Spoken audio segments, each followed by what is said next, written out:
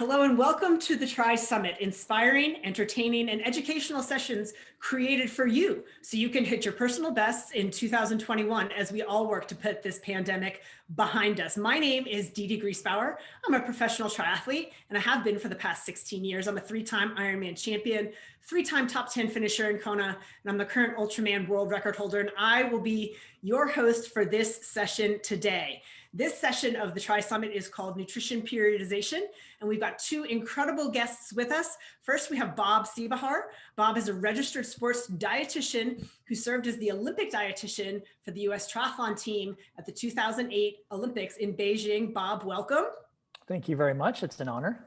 And we also have the man who placed second in a sub 8-hour Ironman record-setting performance at the 2019 Ironman World Championship in Hawaii. He's husband to Rennie, he's dad to Izzy, and most recently, he's dad to baby Finn. He also happens to be a good friend of mine, Mr. Tim O'Donnell. Tim, welcome. Oh, thanks, Dede. You made me tired just listening to all your accomplishments. Wow. Just trying to keep up with you, Tio. Just trying to keep up with you. Yeah. Before we dive in, I do want to take a moment to thank our friends at UCAN. This session is brought to you by UCAN Nutrition. For those who are not familiar with UCAN, UCAN Super Starch gives you steady energy without the spike, without the crash, and it's exceptionally easy on the stomach so you can train consistently and perform at your very best. So a big thanks to our friends at UCAN for sponsoring our session today. Once again, this session is called Nutrition Periodization, and in it we'll explore how your nutrition should ebb and flow with your training cycle, just like your training does around your race season. Due to the pandemic and lack of racing, many of us haven't raced in several months, and we'll talk about how to handle that nutritionally as well. And we're going to learn why the way you eat during your base phase should be different from how you eat during your build, taper, and recovery phases of your triathlon season. We'll lean on Bob's expertise as a sports dietitian and, of course, Tio's practical experiences as one of the world's top triathletes to talk about why nutrition periodization is so important and how to do it properly. So I'm going to go to Bob first. And Bob, if you can, please define nutrition periodization and why it's so important. Yeah, it's actually the most underlooked part of a nutrition plan for any type of triathlete or endurance athlete. But in a nutshell, nutrition periodization basically supports the physical periodization and training cycles that an athlete goes through throughout the year. So basically, nutrition supports the training that the athlete will be doing at that current time. And that's why it's so important to break it up into different training cycles, base, competition, off-season kind of a thing. But it's basically, we're trying to support the body's energy needs, macro and micronutrient needs, and hydration needs as the training volume and the training load ebbs and flows throughout the year.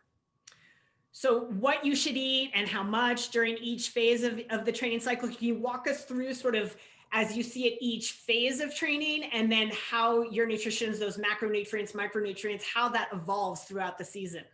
Absolutely. This will be more in the general sense, because as we know, everybody's very, very different. What I'm going to do is very different than what Tio do, than what Rennie's going to do, Dede for yourself. So let's just take this generally speaking, kind of the 20 or 30,000 foot view. But if we go through a proper, or I guess we'd call it a traditional periodization cycle. Some athletes do that, where it's traditional aerobic building, strength building, and then add the speed before you taper. So during your base training, this is actually where a lot of mistakes are made, because athletes, I call it, their eyes are bigger than their stomach, right? They think, now that I've started to train, I've got, I'm logging maybe 10, 15 hours a week, if that, typical recreational age groupers, and they start to eat like crazy, right? And their carbohydrate, just consumption is through the roof. They're not eating a lot of protein. A lot of, unfortunately, endurance athletes are fat phobic. So usually I find in the base training, just like, this is what I alluded to. If you're training for an Ironman, it's not like day one of training, you're going to go out and swim 2.4, ride 112 and run 26.2, right?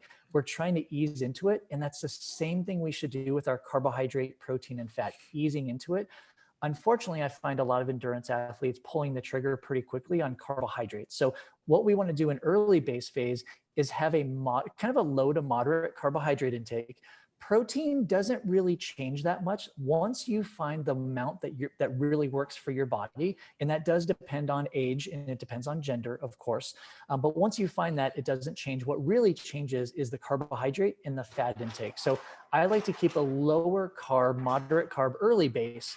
And then as the miles and the duration really start to pick up, the carbohydrates go up to support that training load. Not super, super high yet, right? But it goes up to more moderate, and then fat goes down a little bit. I think of this as a teeter-totter, right? So on both sides of the teeter-totter are carbohydrate and protein. If one goes up, one goes down. Opposite. Protein is the fulcrum, so it really doesn't change that much. But as you get into later base, you've got a lot of miles, you're probably adding some strength and some intensity. Whenever we add those type of training sessions, that is where the body needs a little bit more carbohydrate. So as we transition into what I call competition or build phase, that could be even race or competition cycle, that's where the body needs a little bit more carbohydrate, a little bit less fat, because if you think about it, any type of high intensity exercise from an energy system standpoint requires more glycogen, more stored carbohydrate. So it's very, very important that we start to shift from lower to moderate carb in the base phase to now moderate to a little bit higher carbohydrate, not crazy in the competition phase. And then during taper, second biggest mistake endurance athletes make, because they keep their same nutrition, which is super high. And I've unfortunately seen a lot of endurance athletes gain a lot of weight during a 7 to 21 day taper, depending on what strategy they're using. And then they show up to the race and they're like 5 or 8 pounds heavier. And that's obviously not the plan of the whole taper. Off season is mistake number 3, because again, eyes are bigger than the stomach. If you think of the true purpose of an off season, it's recovery. It's giving your body a break. Unfortunately, nutrition, there's a huge behavioral component.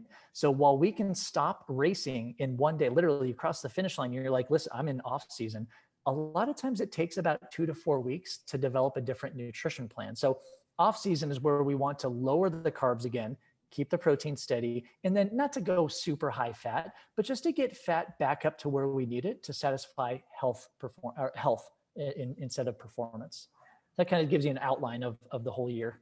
So for you, Tio, how does that play into the reality of your year? And, as Bob mentioned, as you get into that competition phase or that race prep mode, you actually need more carbs.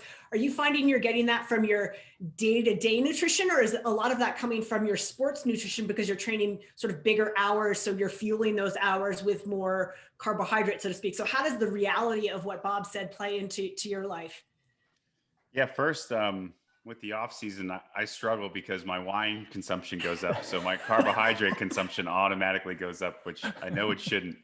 But yeah, as listening to Bob, what really struck a chord with me is that taper nutrition right off the bat, because so many people think, and I had made this mistake my first Ironman World Championship, and I just ate so much garbage because I was trying to carb load. And I didn't need it, like your training is automatically going down, right? So just off of that, you're balancing your carbo loading, so to speak, because you're not training your normal training load. Now, when I look at kind of the whole season, the beginning of the year, I definitely try to be smart with how I train, with particularly a lot of carbohydrates, during those longer sessions. And I'll notice the adaptation as I go. My first long rides of the early season, I'll bonk, because I'm not efficient yet, right? But once I bring in something a little more sustainable, I train myself. So I think that's a big part for me, is not trying to overdo it when you're not having that high intensity, because it's just it's not what the body needs. You're trying to become more efficient in your training, and then eventually your racing. And follow-up question for you, Bob. You talked about protein being that fulcrum in the middle that really doesn't change, and finding that amount of protein for each individual athlete. How does an athlete go about doing that? Yeah, I mean, there's, in the background as a sport dietitian, I run a few numbers based on body weight, but I don't expect any endurance athlete to do that. The easiest thing to do, honestly, and I teach a very simplistic model of doing this. I call it my hand model. But if you look at the size of your hands, relatively speaking, if you can have roughly the size of your hand of a protein food every time you eat, minus maybe some snacks. This is more for like breakfast, lunch, and dinner. That will normally, for an adult, not a young athlete, but for adults, that will usually give you about enough protein throughout the day, unless you're in a heavy lifting cycle. So if you're actually doing a little bit more strength training, which sometimes happens during off season, late off season, or early base, you actually want to do 1.5 handfuls of protein per meal. So that's like the easiest way without having to count or measure or anything. Interesting. So how does nutrition, and this is sort of related to the question I asked Tio, how does nutrition periodization apply not only to the day-to-day eating when you talk about your micronutrients and getting the protein, carbohydrate, and fat from your daily intake of eating, but how does it apply to training nutrition? For example, Tim, I would imagine as you get closer to a race, those long training days, you're really trying to precisely replicate your race day nutrition. So more you can and less cinnamon bun challenges, so to speak. And you can tell never everyone again. about your, never again. I want you to tell our audience about that cinnamon bun challenges, but if you can both speak, Bob, at least in the practical sense, and then Tio, from your experience, how that nutrition periodization relates not only to your daily nutrition needs, but your training nutrition needs. Yeah.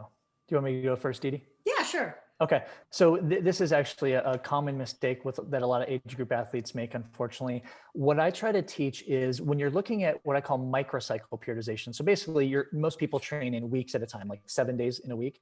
Look at that, and the first priority you have when it comes to nutrient timing or training nutrition, same thing, by the way, is you have to protect your quality workout. So I define quality as longer than about 2.5 to 3 hours in duration, or higher intensity between 60 minutes and 2 hours. So when you have identified quality sessions, so quality workouts in the pool, on the bike, on the run, once you develop that, or once you have those, that's how you plan your nutrient timing. Because there's going to be some rides, like Tio said, early in base, he's going out for a few hour ride, he's going to bonk. Well, I would imagine that is a planned aerobic ride anyway. So it really doesn't matter that he's actually bonking. But if he's going to try to do some efforts, race pace efforts, or even running off the bike pretty hard, he would set himself up for failure, right? So the first thing athletes need to do is identify where are my quality workouts, protect those, and utilize nutrient timing, which usually utilizes more carbohydrates before, during, and sometimes after. But the other sessions, like if you're just going to do an easy swim, easy swim in the pool, maybe throw out, 3 to 4 or 5K, and it's mostly aerobics or drills or maybe even some tempo work, you don't really need to do a lot of special nutrient timing, because that's why we have meals and snacks, right? So nutrient timing is really saved for the high quality workouts that you're going to have throughout the week. And Tio, how does that play in for you in terms of, your specificity of, obviously you get a little bit stricter, wine consumption goes down as you get into race season. And then how do you then modify also your training nutrition as you go through the season? You learn a lot as you go through a career, and it's only been the past, 2 years or so that I've really even realized more the importance of my nutrition before and after training than necessarily during training, because as Bob mentioned, you have to set yourself up for success, right? And a lot of athletes get obsessed with weighing a certain number, even though your weight, an exact number in your weight does not equate to your performance. But people get obsessed about being at this goal race weight or whatever it is, and you're not eating properly before or after training or in between sessions, and then you have really rough days. I have a training buddy who, with his old coach very much, held back food from them throughout the day, and he would just have to be slamming gels and gels and gels just to get through these sessions. But if you're having a good lunch in between hard sessions and you're getting the nutrients in around those key sessions, as Bob mentioned, you're setting yourself up for success. And I think that's really important. And for me, I've talked about this a lot. Like when I do aerobic rides and I'm not worrying about intensity, it's just UCAN in water when I'm out there, or, UCAN electrolyte. But that's how I kind of build my efficiency in those. And then, when I have those really, really tough sessions, I will mix in some high glycemic with my UCAN, because, the objective is to nail that session. So do everything you can, you nail it. And then most importantly, when you're done, hit your protein shake, recovery shake, and get some, real food in as well, and set yourself up for the next day or the next session. So you touched on it, Tio, and Bob, let's turn and talk about this. Let's talk about race weight and what is the difference between being lean and being too lean, and how's an athlete supposed to tell the difference? Yeah, I'll start by saying whenever I work with athletes and at TO's level all the way down to just the person just starting into triathlon or whatever it's going to be, I always have to remind them that health comes before performance, right? If you're not healthy, you cannot perform. So unfortunately or fortunately, like I have these discussions with athletes and we kind of have a little paradigm shift, because a lot of times, as you guys have probably noticed and seen even probably throughout your career, there is emphasis on weight quite a bit because power to weight ratio is so important, especially in triathlon. But triathlon is a very tricky sport because if you get too, as you guys know, if you get too lean or too low in weight, not only does it cause some serious health consequences, such as disrupting hormone balance, sleep patterns, completely disrupts recovery and mood for that point in cognitive functioning. But from a performance standpoint, what we're looking at is the improper fueling, right? So we're in, just like Tio said with his training partner, it's ridiculous that people, and I'll go on record saying this, I think race weight is a complete misnomer when we're talking about this. I don't believe there's an ideal race weight. I don't believe, like, as you progress, and I know all of us here are I think I've got a couple of years on you guys, but we're past our 20s at least, right, in their 30s, but early 30s. But what we're looking at as we age, we actually have different requirements, right? So it's really impossible for us in our 30s or 40s or even beyond to try to assume that we want to be where we were in our early 20s or late 20s when you're first starting your career, right? So I think what we're trying to focus on is getting away from a specific race weight or race number. And what I like to do personally in helping athletes is coaching them through the different metrics, other objective metrics. So we look at power to weight ratio, we look at watt FTP possibly, we look at their splits in the pool or maybe on the track for running. So we're looking at more objective, but more, I guess we'll call it more real life instead of that darn number on the scale. Because, the athletes listening, you need to understand when you step on that scale, it is actually not telling you the complete truth, right? It's not measuring your bone mass, bone density. It's not measuring glycogen. It's not measuring bowel movements, right? So that number, it's kind of a floating number. In fact, and I know both of you know this, you can lose about 4 to 8 pounds in one session, depending on how well you're hydrating, right? So again, it kind of tricks you into thinking, oh, that's the right number. There is no right number, right? So for you, Tim, is race weight, is it a number? Do you weigh yourself, or is it more of a feeling? And if you can, I know you get weighed in Kona because they weigh you in at registration, they weigh you in race morning. What has been the range in terms of the number of pounds from your heaviest performances in Kona to your lightest performances in Kona? And have you noticed a difference in performance as a result? Yeah, absolutely. And I stopped weighing myself in the Kona builds. Actually, that's not true. We'll do specific sessions where we're testing water loss, things like that. So I will then, but when I hop on the scale in Kona, I tell them not to read it out loud because I don't want to know, like, doesn't matter, But the first year, so I normally race around maybe, 163 to 167, maybe. The first year I did Kona, I was the only year I was under 160 pounds. I was like Skeletor. And Bob alluded to it earlier too about the big weight shift. I was 177 when I stepped on the scale before the race. Wow. So, and Bob can speak to this a lot more than I can, but I believe it's like for every extra gram of carbs you hold on to, it's like 4 times as many grams as water or something around that. So you're also retaining a lot of water and getting bloated. And it was just shock on my body, and I ended up having a fever and vomiting during the race.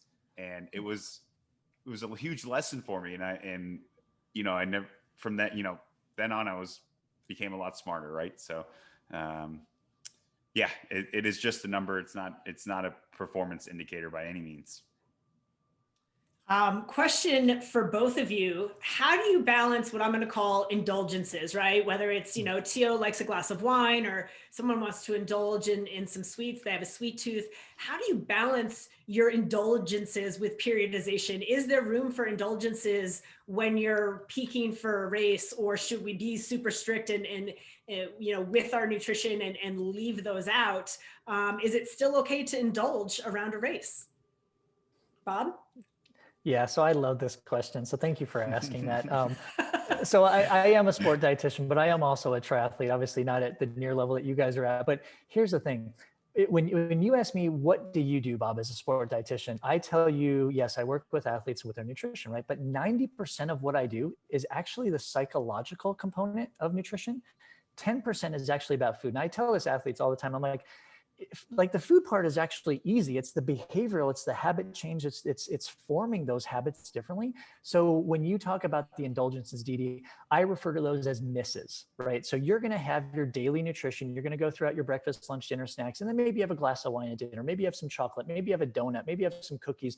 I actually, as a practicing registered dietitian, that's a very, and really listen and hear me when I say this, it is a very important piece of the puzzle that you actually include those. Not every day, right? I say minimize your misses or minimize your indulgences, but if you forego those and you restrict, what happens is you start to develop an unhealthy relationship with food, right? It's the I can't, I shouldn't, I won't.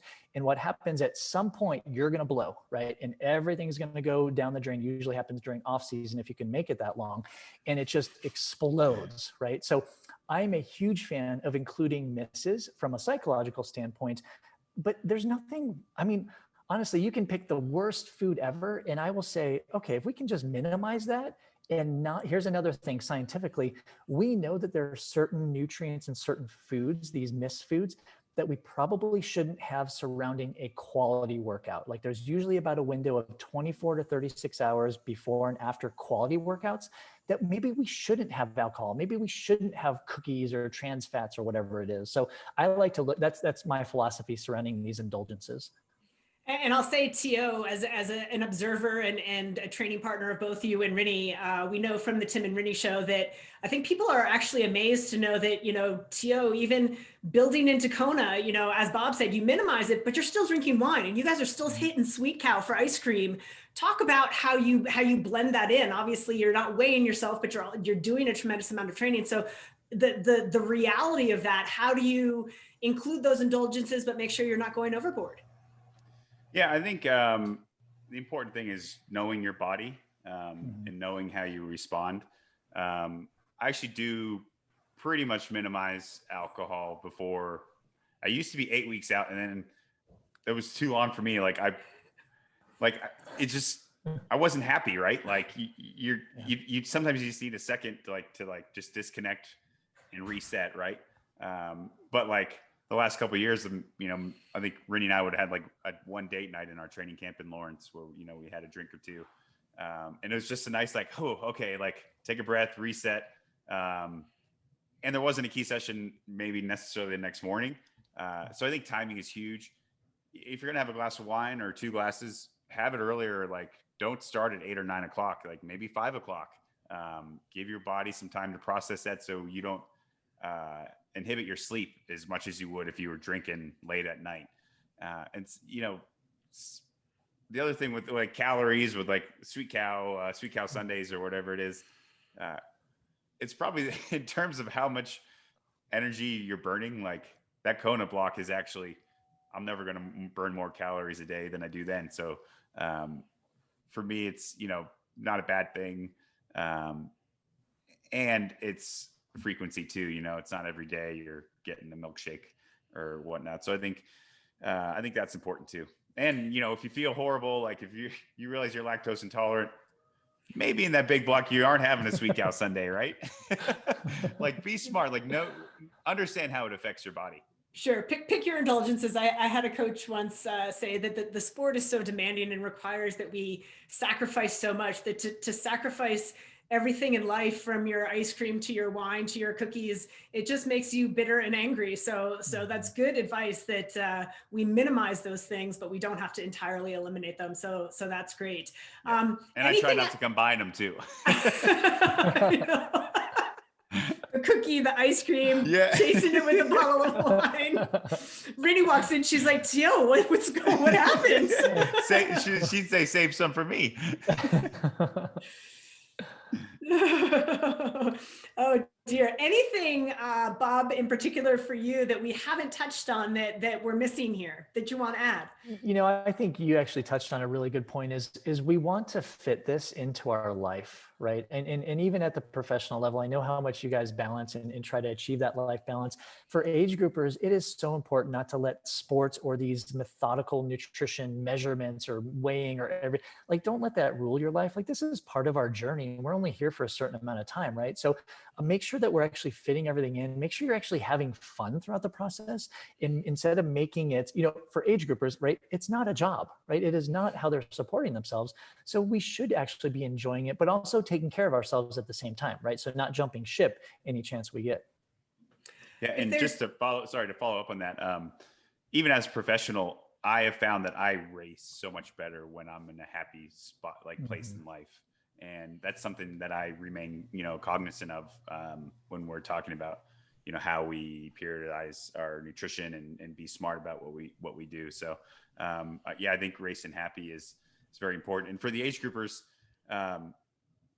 triathlon should enhance your life, right? It should should make your life better. So that means, don't be so hard on yourself with this crazy stuff. But at the same time, don't go the opposite direction, like become a healthier, better person because of it. So before we close here, Bob, if athletes are looking for more information on nutrition periodization, where can they go? Do you have a website? Is there a book, some articles? Where can athletes go to get some more information about this? Well, I probably should have tooted my own horn early on, but I actually created this concept in the early 2000s. So there's one book and only one book on the topic. It's called Nutrition Periodization for Athletes. So you can search that. It's on Amazon. You Google it. You can certainly go to my website, Energy Performance, ENRGperformance.com, and find a whole bunch of the resources that I've published with books and recipe books. So and I'm so easy to find on all social media. So that's an easy way to reach out to me. Awesome. Well, thank you everyone for tuning into this session on nutrition periodization. Thank you again to our friends at UCAN, the presenting sponsor of this session. Thank you so much to Tim and to Bob for sharing your perspectives, your knowledge, your wisdom, and of course, your good humor. The next session of the TriSummit is coming up. It's called Get Sleeker to Get Faster, featuring Gustav Eden, Hunter Allen, and Alex DeBoer, presented by DeBoer. So stick around and we'll see you in that next session. Thanks so much.